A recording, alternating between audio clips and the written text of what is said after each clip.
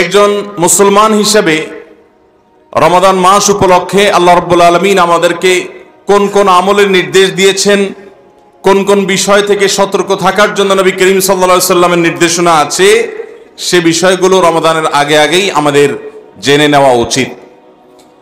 আজ আমরা কোরআন এবং হাদিসের আলোকে রমাদানের ২৭টি বিশেষ করণীয় বর্জনীয় সম্পর্কে কোরআন এবং হাদিসের আলোকে কিছু কথা আরজ করব। ওমা তৌফিক ইল্লা বিল্লাহ।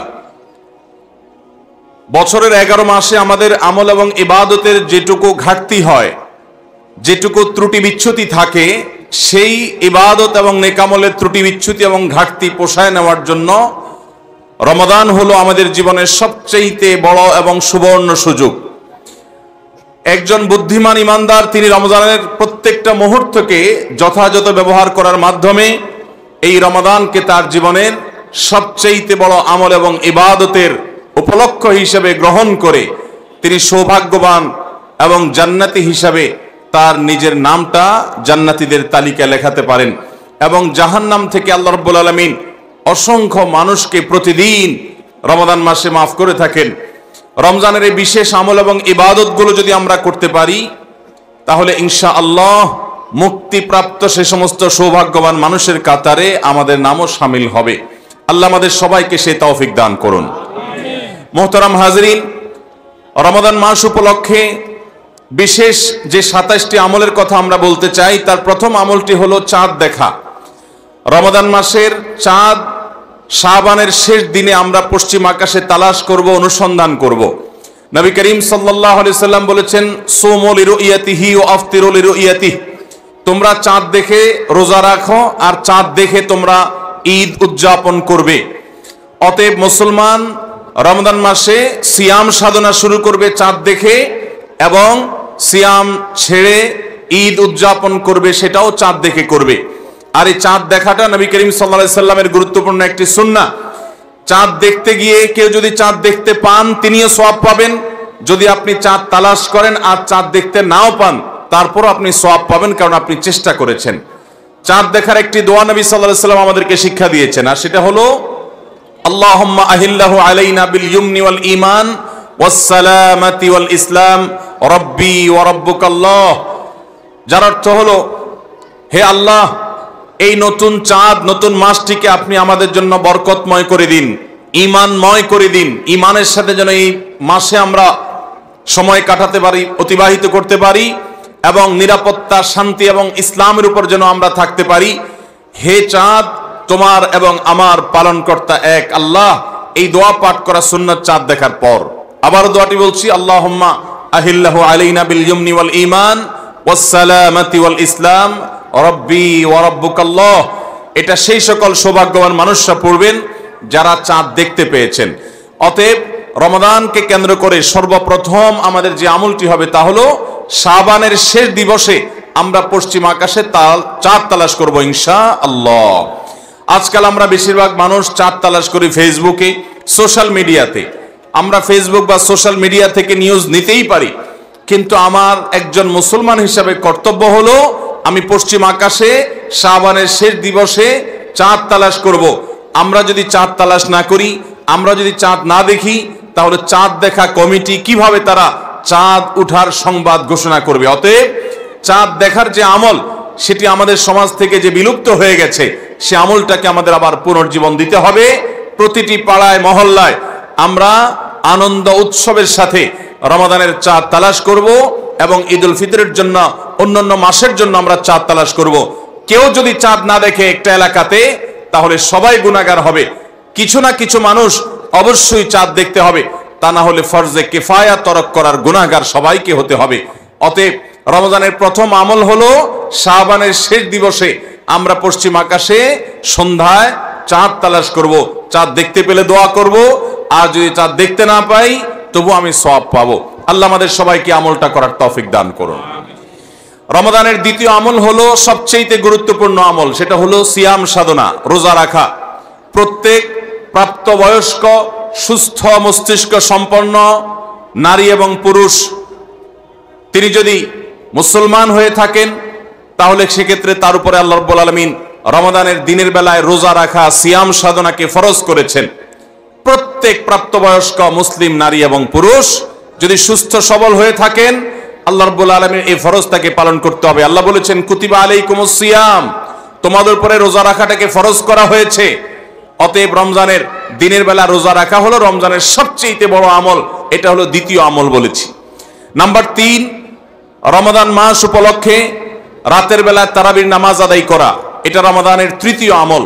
নবী করিম সাল্লাল্লাহু আলাইহি সাল্লাম বলেছেন, মান কামা রমাদানা ঈমানান ওয়া ইহতিসাবা গুফিরা লাহু মা তাকাদ্দামা মিন যামবি, যে ব্যক্তি রমজান মাসে রাতে দাঁড়িয়ে ঈমানের সাথে, ইখলাসের সাথে আল্লাহর কাছ থেকে সওয়াব পাওয়ার আশায় তারাবির নামাজ পড়বে, তার পূর্বের সমস্ত গুনাহ খাতা মাফ করে দেওয়া হবে। মোহতারাম হাজরিন, অতএব রমজানের এই তৃতীয় আমল তারাবির নামাজটাও আমাদেরকে সুন্দর করে ধীরস্থিরতার সাথে উত্তম রূপে আদায় করার চেষ্টা করতে হবে। এটা হলো রমজানের তৃতীয় আমল। মা বোনরা বাসা বাড়িতে নিজ জায়গায় এবং পুরুষরা মসজিদে জামাতের সাথে তারাবির নামাজ আদায় করার চেষ্টা করবেন। এই তারাবির সালাত, এটা হলো রমজানের তৃতীয় আমল। নাম্বার 4, রমজানের চতুর্থ আমল হলো সাহারি করা। আমরা অনেকে ইচ্ছাকৃতভাবে সাহারি করি না, হয়তো কখনো ভালো লাগে না সাহারি করতে, খাওয়ার রুচি থাকে না, আমরা সাহারি খাই না।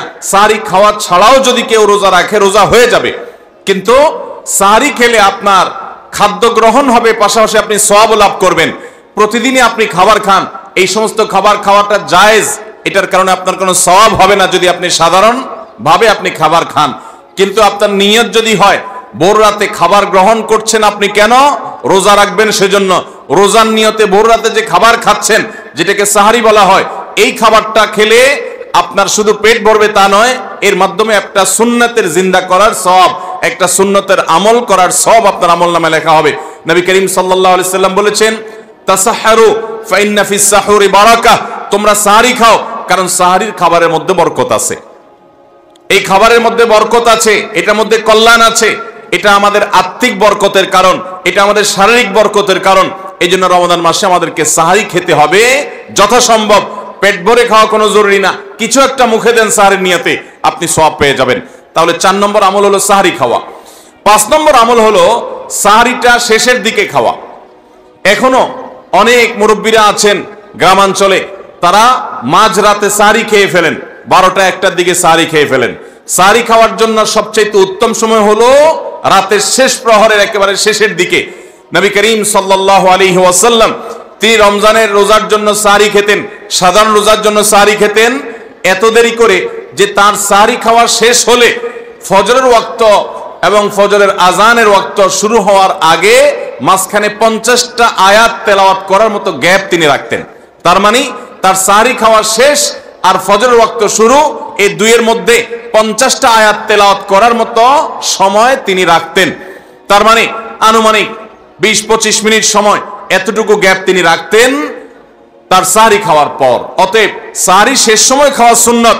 এর মানে আবার এটা না যে মুয়াজ্জিনে আজান দিতে থাকবে ততক্ষণ পর্যন্ত, বা আজানের 10-20 সেকেন্ড আগ পর্যন্ত খেতে থাকবো, এটা সুন্নাহ নয়। সুন্নাহ হলো যে আজানের 20-25 মিনিট আগে কমপক্ষে 50টা আয়াত তেলাওয়াত করতে যে সময় লাগে, 20-25 মিনিট লাগে না, সাধারণত 10-15 মিনিটে 50টা আয়াত তেলাওয়াত করা যায়। তো এই পরিমাণ সময় অন্তত গ্যাপ দিয়ে তারপরে সাহারি খাওয়া। তাহলে শেষের দিকে সাহারি খাওয়া, এটা হলো রমাদানের 5 নম্বর আমল।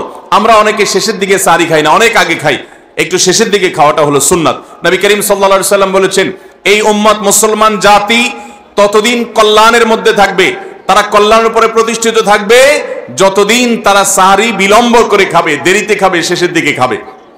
নাম্বার 6 নম্বর আমল হলো রমজান উপলক্ষে ইফতার করা। ইফতার মানে নাস্তা খাওয়া। সারা বছর আমরা দিনের বেলায় শুরুতে নাস্তা খাই, কিন্তু এর কারণে কোনো সওয়াব আমাদের আমলনামায় লেখা হবে এমন কোনো কথা বলা হয় নাই।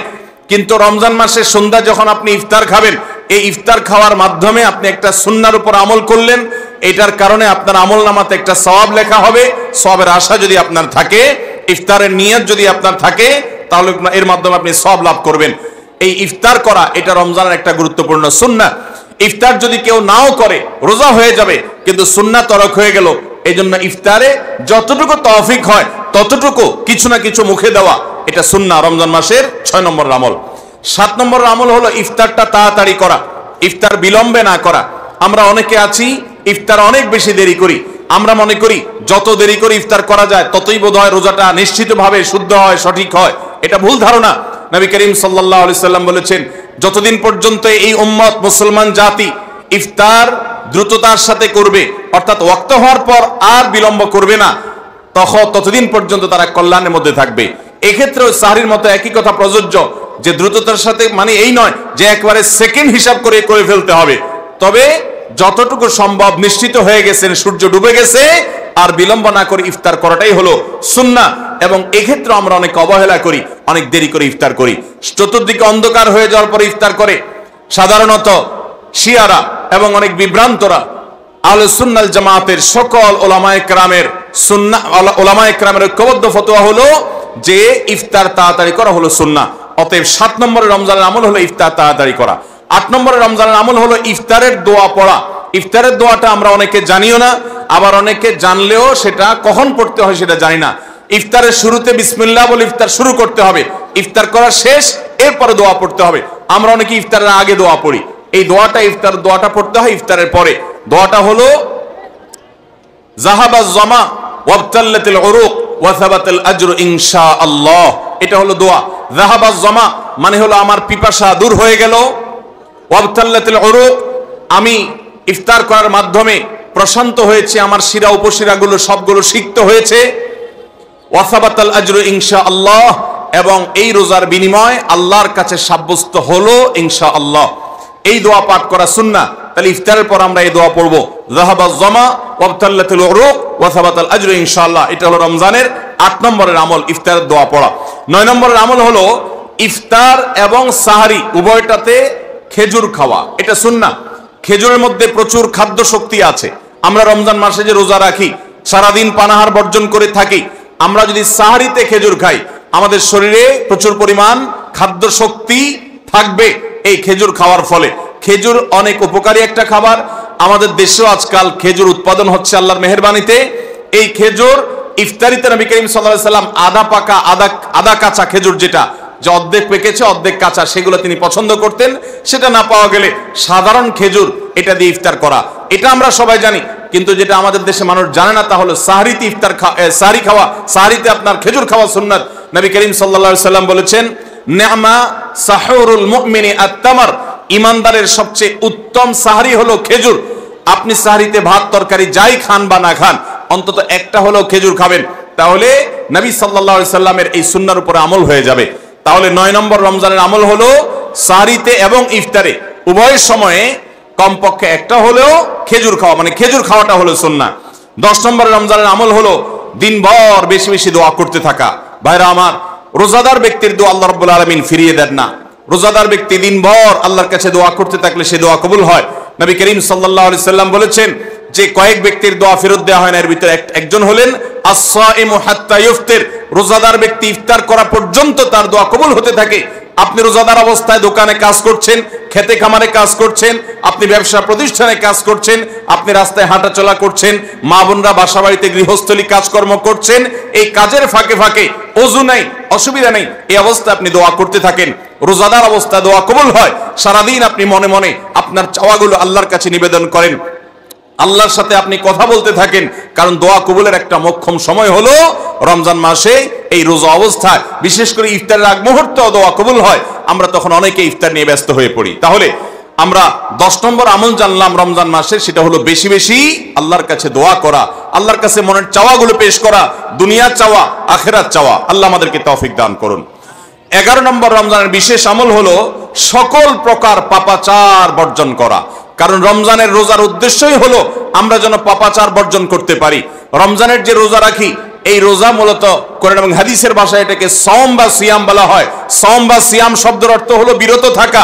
আর এই বিরত থাকার মানে হলো আমার সামনে পানির বোতল আছে, আমার সামনে খাবার আছে, হালাল টাকায় কেনা, আবার পেটে ক্ষুধা আছে, তৃষ্ণাও আছে, পিপাসা আছে, তারপর আমি খাচ্ছি না, পান করছি না। কেন? কারণ আল্লাহ নিষেধ করেছেন। এখান থেকে শিক্ষা গ্রহণ করে আমার সামগ্রিক জীবনে সকল হারাম সকল নিষিদ্ধ কাজ থেকে আমাকে বিরত থাকতে হবে, সেই শিক্ষা সিয়াম আমাকে দেয়। এই জন্য এই সিয়ামের মাধ্যমে হারাম বর্জন করা, আল্লাহর নিষিদ্ধ কাজগুলো বর্জন করা, এই ট্রেনিং, এই অভ্যাস রমজান মাসে গড়ে তুলতে হবে। নবী করিম সাল্লাল্লাহু আলাইহি সাল্লাম বিভিন্ন হাদিসে সেই গুরুত্ব আরোপ করেছেন। কোরআনে কারিমে আল্লাহ বলেছেন, তোমাদের উপরে সিয়াম ফরজ করা হয়েছে, তোমাদের পূর্ববর্তীদের উপরে যেমন ফরজ করা হয়েছে সেরকম। উদ্দেশ্য লাআল্লাকুম তাত্তাকুন, যাতে করে তোমরা গুনাহ ছাড়া আল্লাহর নির্দেশগুলো মেনে চলা, তাকওয়া অর্জন করা, অবলম্বন করার ট্রেনিং নিতে পারো, তাকওয়া অবলম্বন করতে পারো, শিখতে পারো এখান থেকে। অতএব রমজানের 11 নম্বর বিশেষ গুরুত্বপূর্ণ আমল হলো সকল হারাম সকল পাপাচারগুলো এই মাসে বিশেষভাবে বর্জন করে চলা। যদি সেটা কেউ না করে তাহলে তার এই রোজার কোনো অর্থ হতে পারে না। অতএব 11 নম্বর আমল পাপাচার বর্জন করে চলা। 12 নম্বর আমল হলো পাপাচারের মধ্যে আবার বিশেষ করে মিথ্যা কথা, মিথ্যা কাজ, প্রতারণা 2 নম্বরই, এগুলো পরিহার করে চলা। এগুলো অন্য সময় তো পরিহার করতেই হবে, রমজানে আরো বিশেষ গুরুত্বের সাথে পরিহার করতে হবে। বুখারীর হাদিসে আসছে, নবী করিম সাল্লাল্লাহু আলাইহি সাল্লাম বলেছেন, মাল্লাম ইয়াদা কাওলাজ জুরি ওয়াল আমাল বিহি ফালাইসা লিল্লাহি হাজা আন ইয়াদা তাআমাহু ওয়া শারাবা। যে ব্যক্তি মিথ্যা কথা, মিথ্যা কাজ এগুলো ছাড়লো না, সে ব্যক্তির উপবাস থাকায় আল্লাহর কোনো ঠেকা পড়ে নাই। অর্থাৎ তার এই রোজা থাকাটা উপোস থাকা ছাড়া কিছুই নয়, আর তার এই উপোস থাকায় আল্লাহর কোনো প্রয়োজন পড়ে নাই। অর্থাৎ তার এই রোজার কোনো মানে নাই, অর্থহীন হয়ে যাবে যদি সে রোজা রেখে মিথ্যা কথা বলে, মিথ্যা কাজ করে। এই জন্য রমজান মাসের গুরুত্বপূর্ণ আমল হলো 12 নম্বর আমল, যে আমরা মিথ্যা কথা, মিথ্যা কাজ রমজান মাসে পরিহার করবো রোজা অবস্থা বিশেষ করে। 13 নম্বর আমল হলো স্পেশালি ঝগড়াঝাটি থেকে বিরত থাকা। নবী করিম সাল্লাল্লাহু আলাইহি সাল্লাম বলেছেন, কোন রোজাদারের সাথে কেউ যদি কুতর্ক করতে আসে, ঝগড়া ফাসাদ করতে আসে, তাহলে সে বলবে ইন্নী সায়েম, আমি তোমার ঝগড়া, আমি তোমার গালিগালাজ, আমি তোমার বিতর্ক বৎসার জবাব দিতে পারছি না, কারণ আমি রোজাদার। রোজাদার অবস্থায় আমি আমার মুখ নষ্ট করব না, সময় নষ্ট করব না। অতএব ফেসবুকের বাইরে, সোশ্যাল মিডিয়াতে অথবা অনলাইনে অফলাইনে যে কোনো জায়গায় আমরা রমজান মাসে বিশেষভাবে ঝগড়া ঝাঁটি, গন্ডগোল, ফাসাদ, তর্ক বিতর্ক, বৎসা এগুলো আমরা বর্জন করে চলবো, কারণ এটা রমজানের বিশেষ গুরুত্বপূর্ণ আমল, যে এই মাসে আমি কোনো ঝগড়াঝাটি করব না। এটা হলো রমজানের 13 নম্বর বিশেষ আমল। 14 নম্বর বিশেষ আমল হলো সাধারণ যত আমল আছে, সাধারণ যত ভালো কাজ আছে, সেই ভালো কাজগুলো এই মাসে সবচেয়ে বেশি গুরুত্বের সাথে করা। কারণ আপনারা জানেন, নবী করিম সাল্লাল্লাহু আলাইহি সাল্লাম বলেছেন, রমজানের শুরুর দিকে আল্লাহর পক্ষ থেকে এক ফেরেশতা ঘোষণা দিতে থাকে, ইয়া বাগিয়াল খায়র আকবিল, তোমাদের মধ্যে কেউ কি কোনো কল্যাণের পথে চলতে চায়, এমন কোন মানুষ আছে যে কল্যাণকামী, যে ভালো কাজ করতে চায়, তাহলে সে যেন অগ্রসর হয়। কারণ ভালো কাজ করার মৌসুম এসেছে, সময় এসেছে, সুবর্ণ সুযোগ এসেছে। এটা আমল করার সময়, এটা নিজের আমল নামার শূন্য স্থানগুলো পূরণ করার সময়, এটা জান্নাতের পথে এগিয়ে যাওয়ার সময়। অতএব যত নেক আমল আছে, সেটা যেই ধরনেরই হোক না কেন, সকল ভালো কাজ সবচেয়ে বেশি করতে হবে এই রমজান মাসে। 5 ওয়াক্ত নামাজকে গুরুত্বের সাথে পড়তে হবে, অন্যান্য সমস্ত আমলগুলো করতে হবে, সাধারণ আমলগুলো বিশেষ গুরুত্বের সাথে করা। এটা হলো 14 নম্বর আমল রমজানের। 15 নম্বর আমল হলো খুব গুরুত্বের সাথে ইস্তেগফার করা, আল্লাহর কাছে গুনাহ মাফ চাওয়া। কারণ আপনারা জানেন, রমজান মাস এসেছে আমাদের গুনাহগুলোকে মাফ করাবার জন্য। রমজান মাস এসেছে আমাদেরকে জাহান্নাম থেকে মুক্তির পরোয়ানা পাইয়ে দেওয়ার জন্য। নবী করিম সাল্লাল্লাহু আলাইহি সাল্লাম বলেছেন, ওয়ালিল্লাহি উতাকা মিনান নার ওয়া যালিকা কুল্লু লাইলা, রমজানের প্রতি রাতে আল্লাহ তাআলা অসংখ্য অগণিত মানুষকে জাহান্নাম থেকে মুক্ত, অমুক জাহান্নাম থেকে মুক্ত, অমুককে জাহান্নাম থেকে মুক্ত ঘোষণা করা হলো। এই আল্লাহর ফরমানে এলাহি তিনি জারি করতে থাকেন, বহু মানুষকে আল্লাহ তাআলা মুক্ত ঘোষণা করেন। একজন ইমানদার বান্দা এই আল্লাহর তাআলার সাধারণ ক্ষমার অফার নেওয়ার জন্য তিনি চোখের পানি ফেলে দোয়া করবেন, তিনি বিভিন্ন সময় দোয়া করবেন। আল্লাহ, রমজান মাস চলছে, এটা গুনাহ মাফ করানোর সময়, এটা গুনাহ মাফ করার সুবর্ণ সুযোগ। আপনি আমার গুনাহগুলো মাফ করে দিন, আমার ভুল ত্রুটি মাফ করে দিন। সারা বছর আমি অনেক পাপ করেছি, আল্লাহ আপনি আমাকে ক্ষমা করে দিন।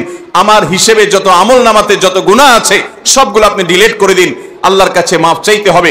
নবী করিম সাল্লাল্লাহু আলাইহি সাল্লাম বলেছেন, জিবরিল এসে তার কাছে প্রস্তাব পেশ করেছেন আল্লাহর তরফ থেকে, বাউদামান আদরাকা রমাদান ওয়া লাম ইগফার লাহ, যে ব্যক্তি রমজান পেয়েছে অথচ তার গুনাহ মাফ হয় নাই, সে ধ্বংস হোক। নবী সাল্লাল্লাহু আলাইহি সাল্লাম আমিন বলেছেন। অতএব রমজান মাসে গুনাহ মাফ যদি আপনি করাতে না পারেন, তাহলে জিবরিলের বদদোয়া, নবী সাল্লাল্লাহু আলাইহি সাল্লামের বদদোয়া আপনার জন্য লাগবে। এই জন্য যেই কোনো মূল্যে রমজানের প্রতি রাতে প্রতিদিন চোখের পানি ফেলে একটু একটু করে হলে দোয়া করে আল্লাহর কাছে নিজের গুনাহগুলো মাফ করাইতে হবে। জাহান্নাম থেকে মুক্তির ঘোষণা আল্লাহর পক্ষ থেকে আদায় করে নিতে হবে। এর মাধ্যমে এটা হবে দোয়ার মাধ্যমে, রোনাজারের মাধ্যমে, কান্নাকাটির মাধ্যমে, চেষ্টার মাধ্যমে, আল্লাহর কাছে তওবা করার মাধ্যমে। আল্লাহ আমাদেরকে তৌফিক দান করুন। এটা হলো 15 নম্বর আমল, যে গুনাহগুলো মাফ করাবো, জাহান্নাম থেকে মুক্তির পরোয়ানা দেয়া হয়, সেটি আমার নামটা যেন সেই তালিকায় যায়, সেই চেষ্টা আমরা করব প্রতিদিন। 16 নম্বর রমজানের বিশেষ আমল হলো রোজাদারকে ইফতার করানো। নবী করিম সাল্লাল্লাহু আলাইহি সাল্লাম বলেছেন, মান ফাত্তারা সাইমান ফালাহু মিসলু আজরিহি মিন গায়রি আন ইউনকাসা মিন আজরিহি শাইআ।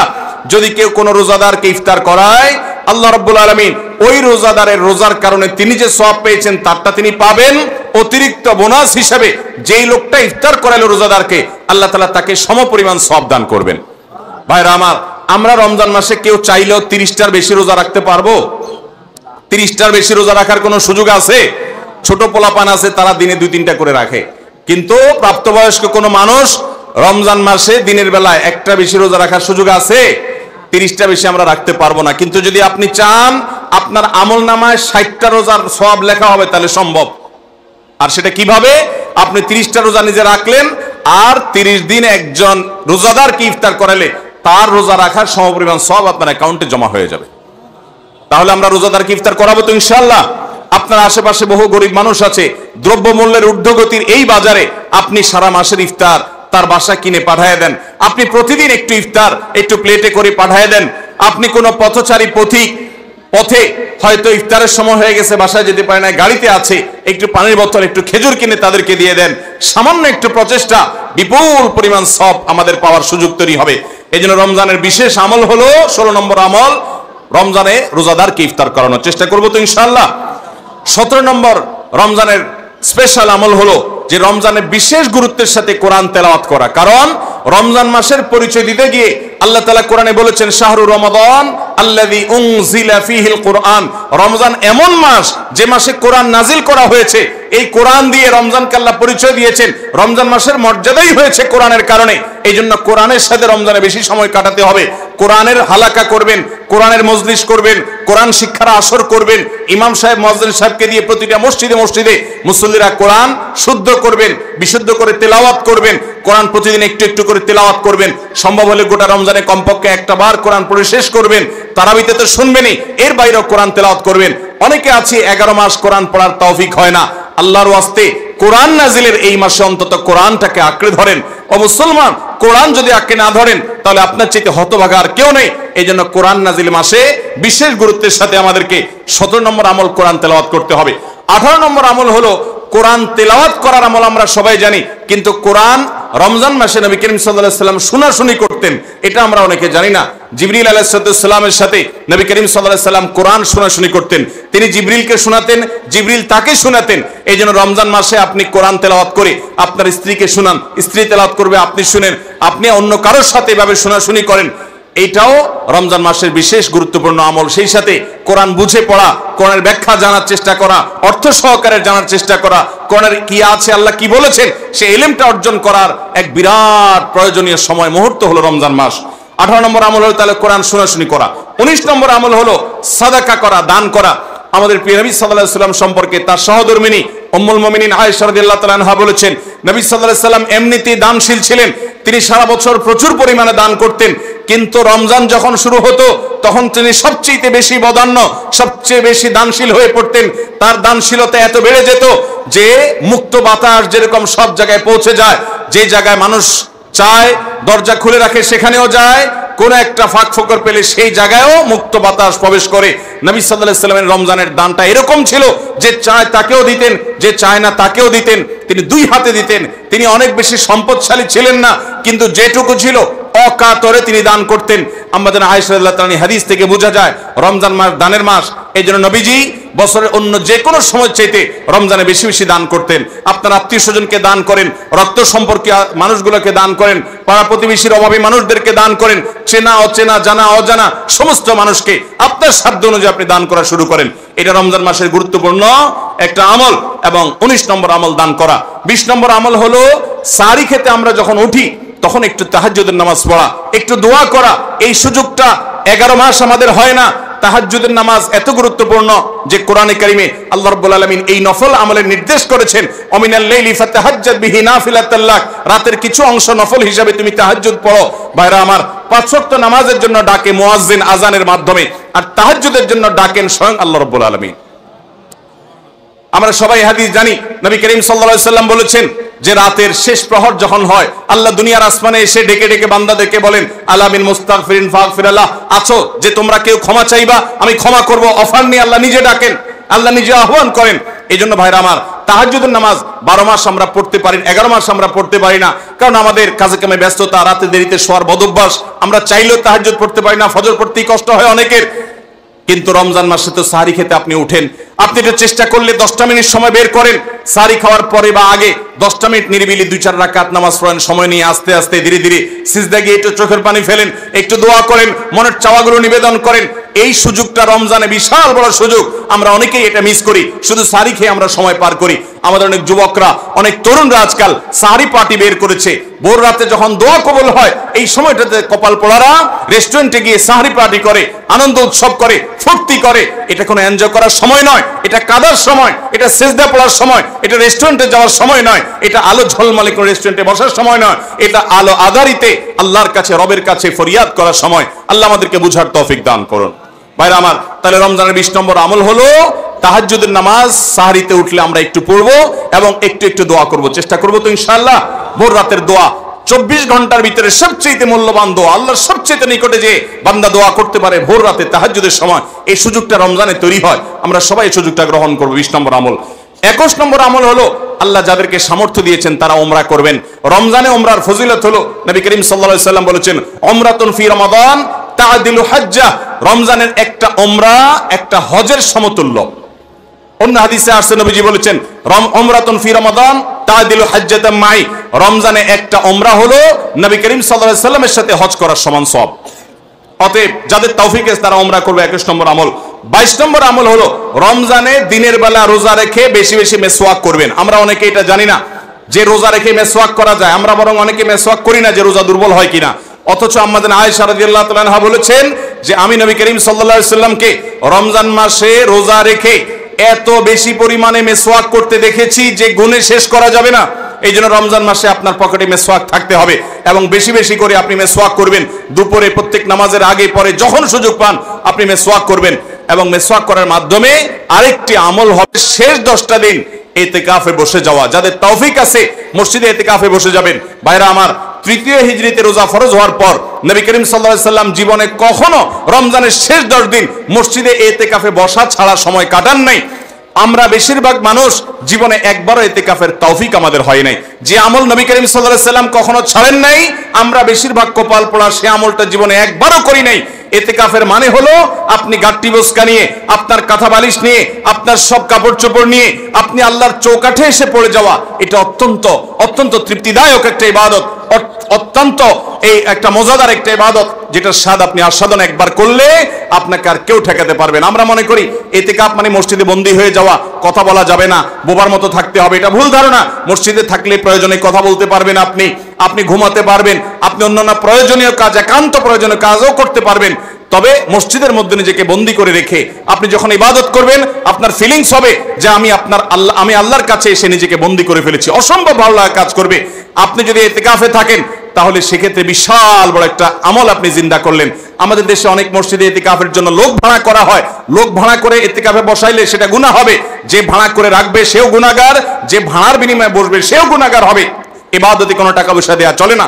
অতএব ভাইরা আমার, ইতিকাফ আমরা করব তো ইনশাআল্লাহ। রমজানের শেষ দশকে ইতিকাফ করা, এটা 23 নম্বর আমল। 24 নম্বর আমল হলো রমজানের শেষ দশকে বেশি বেশি ইবাদত করার চেষ্টা করা। বুখারী শরীফে আসছে, নবী করিম সাল্লাল্লাহু আলাইহি সাল্লাম সম্পর্কে আম্মাজান আয়েশা বলেছেন, ইযা দাখালাল আশর, রমজানের শেষ 10 দিন যখন শুরু হতো তখন নবী সাল্লাল্লাহু আলাইহি সাল্লাম কি করতেন? আইকাজ আহিয়া লাইলা, সারা রাত আর ঘুমাতেন না। শেষ 10 দিন সারা রাত ঘুমাতেন না। ওয়াসাদ্দা মিযজারা, কোমর বেঁধে নিতেন। ওয়াইকাযা আহলা, এবং তার পরিবারকে তিনি জাগিয়ে তুলতেন। আরেক হাদিসে আসছে, নবী সাল্লাল্লাহু আলাইহি সাল্লাম বলেছেন, কারণ নবী সাল্লাল্লাহু আলাইহি ওয়াসাল্লাম ইযা দাখালাল আশর ইয়াজতাহিদু ফীহি মা লা ইয়াজতাহিদু ফী গায়রি, নবীজির জীবনে কখনো ইবাদতের জন্য এত চেষ্টা করতেন না যত চেষ্টা করতেন রমজানের শেষ দশকে ইবাদতের জন্য। আমাদের দেশে দেখবেন রমজানের প্রথম 10 দিন মসজিদ পূরণ হয়ে, মসজিদের বারান্দা ফিল আপ হয়ে, বাহিরেও মুসল্লি হয়, সেখানে চাটাই এবং কার্পেট বিছানো লাগে। কিন্তু দ্বিতীয় দশক আসলে আস্তে আস্তে বাহিরে মুসল্লি হাওয়া হয়ে যায়, আস্তে আস্তে চাটাই উঠে যায়, মসজিদের ভিতরে মুসল্লি চলে আসে। শেষের 10 দিন হলে একেবারে মূল মুসল্লি যেগুলো ওয়াক্তিয়া নামাজের, এর বাইরে অতিরিক্ত মুসল্লি সব ঝরে পড়ে যায়, সব ঈদের মার্কেটে চলে যায়। ভাইরা আমার, নবী করিম সাল্লাল্লাহু আলাইহি সাল্লাম শেষ দশককে সবচেয়ে গুরুত্ব দিতেন, আর আমরা সবচেয়ে অবহেলা করি সেই সময়টাকে। আল্লাহ আমাদেরকে শেষ দশককে ইবাদতের জন্য বিশেষ গুরুত্ব দেওয়ার তৌফিক দান করুন। তাহলে রমজানের 24 নম্বর আমল হলো শেষ দশক বিশেষভাবে ইবাদতবন্দি করা। 25 নম্বর আমল হলো লাইলাতুল কদর তালাশ করা। নবী করিম সাল্লাল্লাহু আলাইহি সাল্লাম বলেছেন, তাহাররু লাইলাতুল কদর ফিল ভিতরি মিনাল আশরিল আওয়াখির মিন রমাদান। তোমরা রমজানের শেষ দশকের বেজোড় রাতগুলোতে লাইলাতুল কদর বেশি বেশি করে তালাশ করো। বেজোড় রাতগুলোতে বেশি বেশি, শেষ দশকের প্রত্যেক রাতেই জেগে জেগে ইবাদত করা কদর হতে পারে সে আশায়। কদরের একটা রাত যদি ইবাদত করতে পারেন আপনি, তাহলে 1000 মাস ইবাদতের চাইতে বেশি উত্তম হবে, আপনার আমলনামাতে সওয়াব বেশি জমা হবে। এই জন্য কদরের রাতে ইবাদতের চেষ্টা করা। সারা বছরের শ্রেষ্ঠ রাত হলো কদরের রাত, কোরআন নাজিল হয়েছে এই কদরের রাতে। অতএব কদরের রাত পাওয়ার জন্য শেষ দশকের প্রত্যেকটা রাতে, প্রত্যেকটা না পারলে অন্তত বেজোড় 21, 23, 25, 27, 29 এই রাতগুলোতে ইবাদত করব। আল্লাহ আমাদেরকে তৌফিক দান করুন। এটা হলো 25 নম্বর আমল, লাইলাতুল কদর তালাশ করা। 26 নম্বর আমল হলো লাইলাতুল কদরের দোয়া পড়া।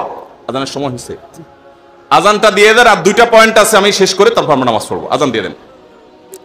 আর 2টা পয়েন্ট আছে, এই 2টা পয়েন্ট শেষ করে আমরা মসজিদে যাব। সবাই যার যার জায়গায় বসে আজানটা দিয়ে দেন। তাহলে 25 নম্বর আমল হলো লাইলাতুল কদর তালাশ করা শেষ দশকের সবগুলো রাতে, সম্ভব না হলে বেজোড় রাতে। আল্লাহ আমাদেরকে তৌফিক দান করুন। আর 26 নম্বর আমল হলো লাইলাতুল কদর যদি আমরা পেয়ে যাই, মনে হয় যে এটা লাইলাতুল কদর হতে পারে, তাহলে একটা বিশেষ দোয়া পড়া। দোয়াটা হলো আল্লাহুম্মা ইন্নাকা আফুউন তুহিব্বুল আফওয়া ফাআফু আন্নি। হে আল্লাহ, আপনি ক্ষমাশীল, আপনি ক্ষমা করতে ভালোবাসেন, পছন্দ করেন, আপনি আমাকে ক্ষমা করুন। এই দোয়াটা পড়বো তো ইনশাআল্লাহ। আল্লাহুম্মা ইন্নাকা আফুউন, বড় বড় অর্থবহ একটা দোয়া, বড় মজাদার একটা দোয়া। আল্লাহুম্মা ইন্নাকা আফুউন, আল্লাহ আপনি তো ক্ষমাশীল, তুহিব্বুল আফওয়া করতে করতে পছন্দ করেন, ফাআফু আন্নি, অতএব আমাকে ক্ষমা করেন। 26 নম্বর আমল লাইলাতুল কদরের দোয়া পড়া। 27 নম্বর এবং সর্বশেষ আমল হলো রমজানের শেষে, ঈদের চাঁদ দেখা যাওয়ার পর অথবা ঈদের চাঁদ দেখা যাওয়ার একদিন আগেও করা যায়, ফিতরা আদায় করা, গরিবদের বাসায় খাদ্য পৌঁছে দেওয়া। এটা কেন করব? নবী করিম সাল্লাল্লাহু আলাইহি সাল্লাম বলেছেন, যাকাতুল ফিত্রে তুহরাতান লিস-সাইমি আনিল লাগবি ওয়ার রাফাস ওয়া তু'মাতাল লিল মাসাকিন। ফিতরা এটা হলো 2টা উদ্দেশ্যে। এক হলো রোজা রেখে আমাদের যে ছোটখাটো ভুল ত্রুটি হয়, অনর্থক কথা হয়ে যায়, এগুলো থেকে রোজাটাকে পরিচ্ছন্ন করার জন্য সদকায়ে ফিতর বা আমরা যে ফিতরা দেই এটা ভূমিকা রাখে, এটা কার্যকর হয়, আমাদের রোজাকে ত্রুটিমুক্ত করে দেয়, রিফাইন করে দেয়। আর দ্বিতীয়ত হলো ঈদের দিন গরিব দুঃখীদের বাসায় খাবারের নিশ্চয়তা এনে দেয়। এই জন্য রমজানের শেষ আমল হবে যেটা দিয়ে রমজানকে আমরা বিদায় দিব, সেটা হলো ফিতরা দেওয়া, ফিতরার আমল করা। এটা আমরা সবাই, পরিবারের যত লোক আছে, রোজা থাকুক কিংবা ছোট বাচ্চা হোক, সবার তরফ থেকে একজন করে মিসকিনকে পুরো দিনের খাবার আমরা দিয়ে দিব। চেষ্টা করবো তো ইনশাআল্লাহ। আল্লাহ আমাদের সবাইকে তৌফিক দান করুন। এক মিনিট দান। আমাদের জন্য 5 মিনিটের বিরতি আছে, আমরা 3 মিনিট কথা বলবো ইনশাআল্লাহ। 3 মিনিট। জি ভাই, তাহলে আমরা রমাদান মাসের বিশেষ 27টি আমলের কথা জানলাম। আমরা আবারও এক নজরে বলে দিচ্ছি রমাদান মাসের বিশেষ 27টি আমল। নাম্বার 1, শাবানের শেষ দিবসে সন্ধ্যায় পশ্চিম আকাশে রমজানের চাঁদ তালাশ করা, রমজানকে কেন্দ্র করে, এটি একটি আমল। এবং সেই সাথে চাঁদ যদি দেখতে পাই তাহলে চাঁদ দেখার দোয়া পড়া, আল্লাহুম্মা আহিল্লাহু আলাইনা বিল ইয়মনি ওয়াল ঈমান ওয়াস সালামাতি ওয়াল ইসলাম রাব্বি ওয়া রাব্বুকাল্লাহ। যদি কেউ চাঁদ দেখতে নাও পান, চেষ্টা করার কারণে তিনিও সওয়াব পাবেন ইনশাআল্লাহ। তাহলে প্রথম আমল হলো চাঁদ দেখা, চাঁদ দেখতে পেলে দোয়া পড়া। দ্বিতীয় আমল হলো রমাদান মাসে দিনের বেলা সিয়াম পালন করা। প্রত্যেক প্রাপ্তবয়স্ক নারী এবং পুরুষ মুসলমান তাদের সুস্থ হলে, অবশ্যই সুস্থ থাকলে তাদেরকে রোজা রাখতে হবে, এটা ফরজ। 3 নম্বর আমল হলো রমজান মাসে রাতের বেলায় তারাবির সালাত আদায় করা উত্তমরূপে সুন্দরভাবে। 4 নম্বর আমল হলো সাহারি খাওয়া, একটু কিছু হলেও রোজার নিয়তে ভোর রাতের খাবার খাওয়া, এর মধ্যে বরকত আছে খাবারের মধ্যে। 5 নম্বর আমল হলো সাহারিটা শেষের দিকে খাওয়া, এমন ভাবে খাওয়া যে সাহারি খাওয়া শেষ করলে আজান দিতে আর 50টা আয়াত তেলাওয়াত করার মতো সময় থাকে। 6 নম্বর আমল হলো ইফতার করা। এটা সুন্নাহ একটা আমল। আপনি সুন্নত জিন্দা করার উদ্দেশ্যে বা সুন্নাত আমল করছেন সে উদ্দেশ্যে, ইফতারের উদ্দেশ্যে, রোজা ভাঙার উদ্দেশ্যে খাবার খেলে আল্লাহ রাব্বুল আলামিন আপনাকে সওয়াব দান করবেন। ইফতার করা 6 নম্বর আমল। 7 নম্বর হলো ইফতারটা একটু তাড়াতাড়ি করা, অর্থাৎ সূর্য ডুবে গেছে, নিশ্চিত হয়ে গেছেন, আর দেরি না করে অবিলম্বে ইফতার করে ফেলা। 8 নম্বর আমল হলো ইফতারের দোয়া করা। ইফতারের শুরুতে বিসমিল্লাহ বলবেন, ইফতার করা শেষ বা ইফতার কিছু দূর করে ফেলেছেন, এরপর দোয়া পড়বেন যে যাহাবাজ জামা ওয়াবতাল্লাতিল উরুক ওয়া সাবাতাল আজরু ইনশাআল্লাহ। এবং 9 নম্বর আমল হলো ইফতারিতে খেজুর খাবেন এবং সাহরিতেও খেজুর খাবেন। সাহরিতে খেজুর খেলে নবী সাল্লাল্লাহু আলাইহি সাল্লাম বলেছেন ইমানদারের সবচেয়ে উত্তম সাহরি হলো খেজুর, অন্য যাই খান একটা খেজুর হলো সাহরির সময় আপনি খাবেন। 10 নম্বরের আমল হলো সারাদিন বেশি বেশি রোজা দোয়া করা, কারণ রোজাদার ব্যক্তির দোয়া আল্লাহ তাআলা ফিরিয়ে দেন না ইফতার রাগ পর্যন্ত। এই জন্য চলতে ফিরতে উঠতে বসতে মনে মনে আল্লাহর সাথে কথা বলা, মুনাজাত করা, দোয়া করতে থাকা। 11 নম্বর আমল হলো সকল পাপাচার বর্জন করা, কারণ রমজান মাসের উদ্দেশ্য হলো মানুষকে মুত্তাকি বানানো, পাপাচার বর্জন করতে শেখানো। আমরা পান এবং আহার বর্জন করি, যৌনতা বর্জন করি, এর মাধ্যমে আমরা বর্জন করার প্রশিক্ষণ নেই। এই জন্য হারাম কাজ পরিহার করা রমজান জুড়ে, এটা হলো 11 নম্বর আমল। 12 নম্বর আমল হলো বিশেষভাবে মিথ্যা পরিহার করা, কারণ কেউ যদি মিথ্যা কথা মিথ্যা কাজ না ছাড়ে তার রোজা রাখার কোনো মানে নাই, হাদিসে আসছে। 13 নম্বর আমল হলো ঝগড়া বিবাদ থেকে দূরে থাকা। নবী সাল্লাল্লাহু আলাইহি সাল্লাম বলেছেন রোজা অবস্থায় কেউ ঝগড়া করলে সে বলবে আমি রোজাদার, আমি জবাব দিতে পারবো না। এবং এর পাশাপাশি 14 নম্বর আমল হলো সকল সাধারণ নেক আমলগুলো এই মাসে একটু বিশেষ গুরুত্বের সাথে করা, কারণ আমলের মাস এটা, ভর বসন্ত আমলের। নামাজ বিশেষ গুরুত্বের সাথে পড়া, অন্য সব আমলগুলো বিশেষ গুরুত্বের সাথে করা। 15 নম্বর আমল হলো আল্লাহর কাছে ক্ষমা চাওয়া, জাহান্নাম থেকে মুক্তি চাওয়া, কারণ এই মাসটা এসেছে আমাদেরকে ক্ষমা পাইয়ে দেওয়ার জন্য। এই মাসটা এসেছে জাহান্নাম থেকে মুক্তি পাওয়ার মাধ্যম হিসাবে। আল্লাহ রাব্বুল আলামিন এই মাসে প্রতি রাতে অসংখ্য মানুষকে জাহান্নাম থেকে মুক্ত ঘোষণা করেন, বিধায় সেজন্য দোয়া করার চেষ্টা করে। এটা হলো 15 নম্বর আমল। 16 নম্বর আমল হলো রোজাদার ব্যক্তিকে ইফতার করানো, তার মাধ্যমে আপনি তার সওয়াবের সমপরিমাণ সে তো পাচ্ছেই, আপনি অতিরিক্ত সওয়াব পাবেন পুরা রোজাদারের সওয়াবের মতো এক্সট্রা হিসাবে ইফতার করালে। 17 নম্বর আমল হলো কোরআন তেলাওয়াত করা রমজান মাসে, কোরআন অর্থ সহকারে বুঝে পড়বেন, সুন্দর করে শুদ্ধ করে তেলাওয়াত শিখবেন। 18 নম্বর আমল হলো কোরআন তেলাওয়াত নিজে করার পাশাপাশি অন্যকে শোনানো, অন্য পড়বে সেটা আবার শোনা, এটা বিশেষ আমল নবী সাল্লাল্লাহু আলাইহি সাল্লাম করতেন রমজান মাসে জিবরিলের সাথে। 19 নম্বর আমল হলো সাদাকা করা, দান করা, মানুষকে গরিব দুঃখীকে জাকাতের বাইরেও সাধারণ দান করা বেশি পরিমাণে রমজান মাসে, এটা আমল। 20 নম্বর আমল হলো ভোর রাতে সাহরি খেতে উঠলে একটু তাহাজ্জুদ পড়া, একটু দোয়া করা, একটু রোনাজারি করা, কারণ এটা দোয়ার সময়, এটা তাহাজ্জুদের সময়, এটা আল্লাহর নৈকট্য লাভের সময়। এই সুযোগ 12 মাস আসে না, এই জন্য এই আমলটা করা, তাহাজ্জুদ পড়া, দোয়া, রোনাজারি করা সাহরির সময়। 21 নম্বর আমল হলো সামর্থ্য থাকলে ওমরা করা। 22 নম্বর আমল হলো মেসওয়াক করা, এমনকি রোজা অবস্থায় দিনের বেলা বেশি বেশি, এটা নবী সাল্লাল্লাহু আলাইহি সাল্লাম করতেন। 23 নম্বর আমল হলো রমজানের শেষ 10 দিন মসজিদে ইতিকাফে বসে যাওয়া। 24 নম্বর আমল হলো শেষ 10 দিন সবচেয়ে বেশি ইবাদতবন্দি করা, রাত দিন জেগে। আর 24 নম্বর আমল হলো এটি। 25 নম্বর আমল হলো লাইলাতুল কদর তালাশ করা, বিশেষ করে শেষ দশকের বেজোড় রাতগুলোতে আরো বিশেষ করে লাইলাতুল কদর পাওয়ার আশা বেশি বেশি ইবাদত বন্দি করা। আর 26 নম্বর আমল হলো লাইলাতুল কদর মনে হলে কোন রাতকে সেই রাতে দোয়া পড়া, আল্লাহুম্মা ইন্নাকা আফুউন তুহিব্বুল আফওয়া ফাআফু আন্নি। আর 27 নম্বর আমল হলো রমজানের শেষ দিনে একেবারে শেষ মুহূর্তে রমজানকে বিদায় দেওয়া, গরিব দুঃখীদের বাসায় ফিতরা পৌঁছে দেওয়ার মাধ্যমে। আল্লাহ রাব্বুল আলামিন এই 27টি বিশেষ আমলের মাধ্যমে আমাদের রমাদানকে অর্থবহ এবং সার্থক করার তৌফিক দান করুন। এই রমাদান যেন আমাদের জীবনে শ্রেষ্ঠ রমাদান হয়, এই রমাদান যেন আমাদের জীবনে অর্জনের রমজান হয়, এই রমাদান যেন আমাদের জীবনে ক্ষমা লাভের রমজান হয়, জাহান্নাম থেকে মুক্তির রমাদান হয়, আমাদের কল্যাণের রমাদান হয়। আল্লাহ তাআলা সেভাবে রমজানের প্রতিটা মুহূর্ত, প্রতিটা দিনকে কাটাবার তৌফিক আমাদের সবাইকে দান করুন।